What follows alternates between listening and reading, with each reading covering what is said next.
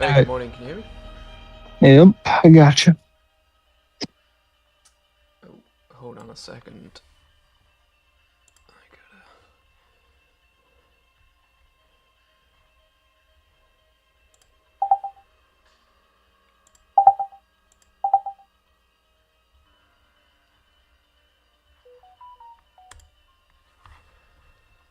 gotta... Okay, how you doing this morning?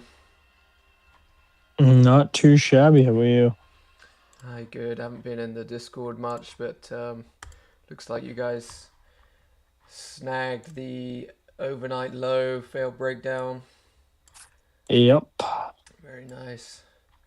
I was able to take it small size from my phone, but it was right in the mix of kids after school and morning prep, so it's definitely not ideal conditions for me. So I was pretty micro on that.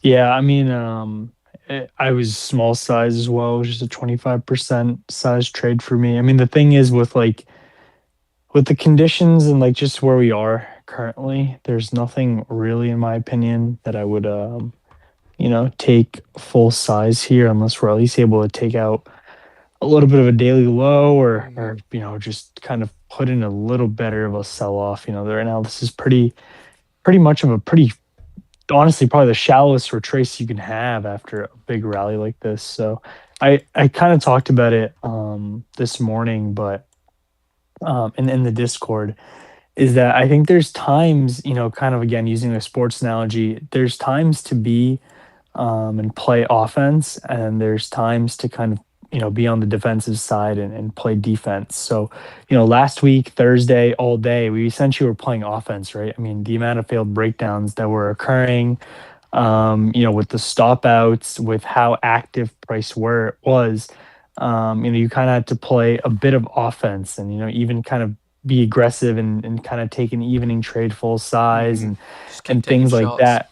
Yeah. Exactly. But now, after we've kind of had that failed breakdown that ran the distance, and hopefully, if you sat in that runner, like the methodology would have you do, then you're up damn near now 200 points on a runner, which full size is 20 points even on a 10% runner, which is a lot. 20 full size points is quite a bit.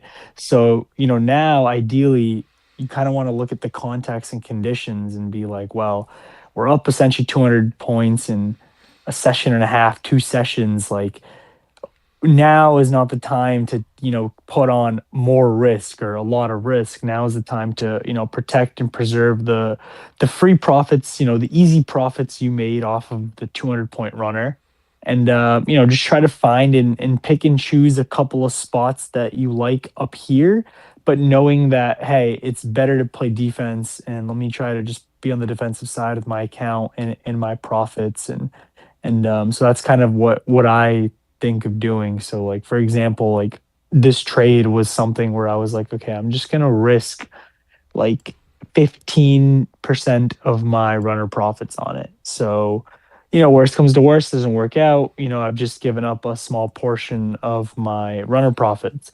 So, that's kind of, I think, a good way to attack it. And then of course when we start getting that next huge elevator sell down, and ES is a lot more active, then you can kind of go back to being on the offense.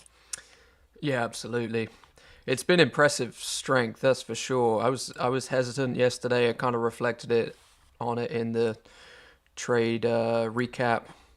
I think that, there were a couple of entries yesterday that you could have taken. The one Adam took, he was that didn't really interest me too much, even in hindsight. But I think off the open yesterday, I don't think the context was as bad as perhaps I was considering it at the time. I was so focused on the 200 point move up from Friday, but we'd actually come 40 or 50 points off the high in the overnight session Sunday. And so for me, I kind of chalking that down as a bit of a missed opportunity there yesterday.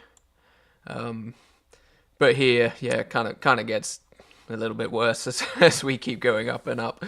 I suppose the nice Mhm. thing about the overnight session is that we didn't take out yesterday's highs, so that's potentially on the cards today with this active overnight fail breakdown that we've just put in. So the sweep of the 73-ish, a cluster of lows, recovery of 78.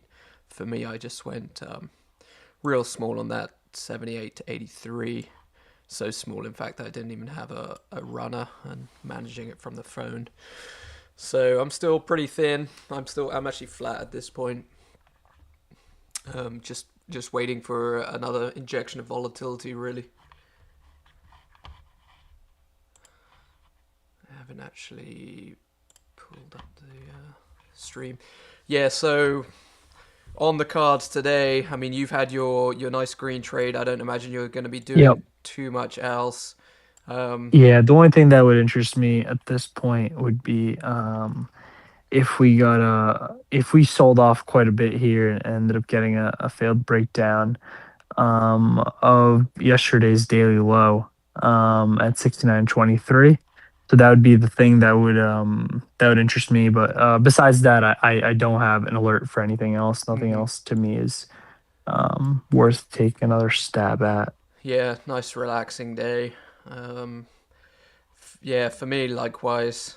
Um, we'll see what happens off the open if we can push up, maybe a little higher, take out yesterday's high, and then dip from there. Then I'll be maybe perhaps be more interested in some of these higher levels. So the 60 is potential, but that would just really be a level reclaim. Um, but if we push up into the 7,000s, we have been repeatedly knocked down from the 7,000, so it'd be interesting to see if we hold up there. But then these kind of cluster of lows around the 70 Huge, ish. huge supply zone. I mean, this is so for one, this area that we're coming into around 7,000, 7,006. This kind of upper part. For one, it is actually the on a macro level, it's the a big flag resistance here. Mm, And then secondly, this was also the area where we essentially kind of had started selling off from last week. So this is a pretty big spot. I mean, it's just a huge supply zone at this point. So that is, and again, that's another reason why, right? Like risking huge size when the context is you're at prices that are kind of in a supply zone is not something you want to be risking too much on. So unless we're able to kind of get over it for now, you do need to be a bit cautious of the ability of price could get smacked down here. yeah, absolutely. Um, you know, it's been going back for quite a while now, right? We're back to, well, all the way back to the beginning of the year, but then also early October we poked up here, just above 7,000, and that's the kind of the range that we've been playing in. Really, this October, early November sell off. We've kind of been inside that entire range for the last few months now. So yeah, let's see if we've got enough energy to push up above this 7,010, 12 level. I think is where I've got the resistance of the bull flag. But yeah, be interesting. Not a huge amount to do here, unfortunately. Let's just wait and see what develops. Um, so yeah, with that, I think